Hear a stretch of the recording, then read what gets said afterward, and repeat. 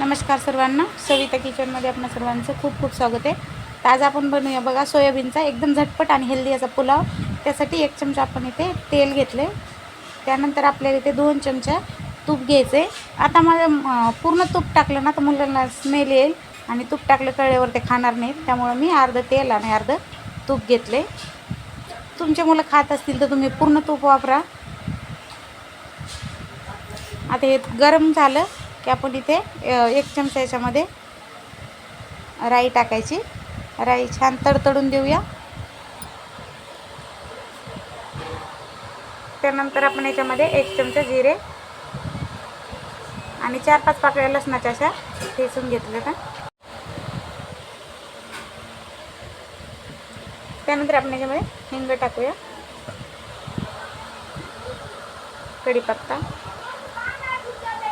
ही फोडणी आपल्याला छान अशी परतून घ्यायची, म्हणजे खिचडीला कसा फ्लेवर खूप छान येतो। एकदम मस्त अशी फोडणीला हे बसलं पाहिजे ते बघा, मस्त परतली। आता त्यानंतर एक कांदा बारीक चिरून घेतलाय,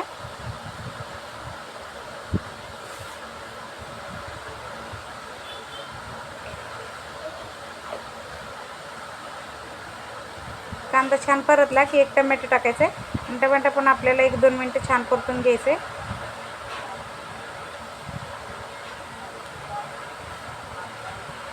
टोमॅटो 1-2 मिनिटं परतले बघा। आणि इथे आता आपण ही मुगाची डाळ घेतलेली आहे, तर 2 चमचे एवढी ही मुगाची डाळ आहे। तर ही डाळ पण धुवून नाही टाकली, म्हणून ही धुवून वाळवलेली डाळ आहे। तर त्यामुळे मी आता छान अशी बरणीत भरून ठेवली होती। त्यानंतर 2 बटाटे घेतलेत बघा,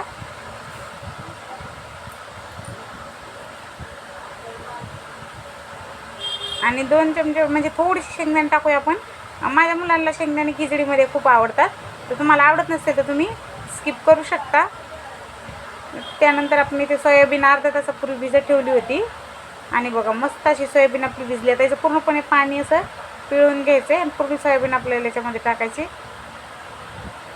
आणि एकदम झटपट आणि हेल्दी अशी ही खिचडी आपली तयार होते।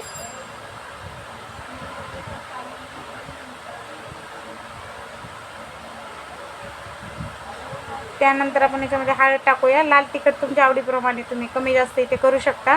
आणि आपण अर्धा चमचा एवढा गरम मसाला टाकलाय बघा। तुम्ही याला म्हणजे खिचडीचा पुलाव पण बोलू शकता, सोयाबीन पुलाव पण बोलू शकता। आपण खिचडी आता पुलाव हे सगळं मिक्स करून घ्यायचं व्यवस्थित।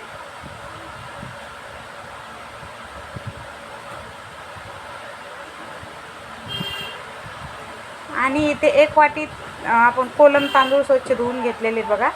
तर तुम्ही कुठलेही तांदूळ घेऊ शकता। तांदूळ आपण स्वच्छ धुवून घेतले होते, भिजत नव्हते ठेवले मी, फक्त धुवून घेतले। त्यानंतर आपल्याला याच्यात पाणी घालायचं आहे, तर तांदूळ जेवढे होते त्याच्या दुप्पट पाणी घालायचं आपल्याला।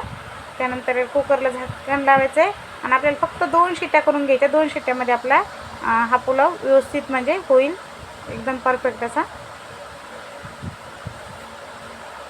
2 शिट्ट्या करून घेतल्या आणि कुकर पूर्णपणे थंड झालाय। तर इथे बघू शकता एकदम मस्त असा आपला हा पुलाव, यात खिचडी तुम्हाला जे नाव द्यायचं ते तुम्ही देऊ शकता। तर तयार झालंय, गरमागरम असं सर्व करायचं पापड लोणच्या बरोबर। तर व्हिडिओ आवडला असेल तर लाईक करा, शेअर करा, सबस्क्राईब करायला विसरू नका। धन्यवाद।